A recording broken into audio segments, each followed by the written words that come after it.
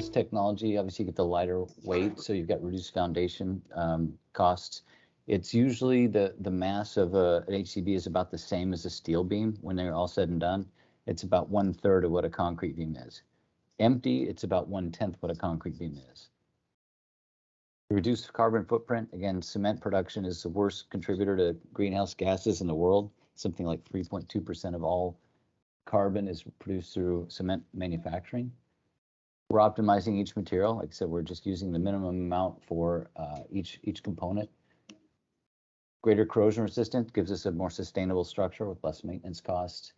It's actually simple to design and fabricate and erect, and hopefully when I get done, you'll believe me. And ultimately, we just want to provide the public with safer bridges. And lastly, reducing the burden of infrastructure costs on future generations through the better performance of these materials.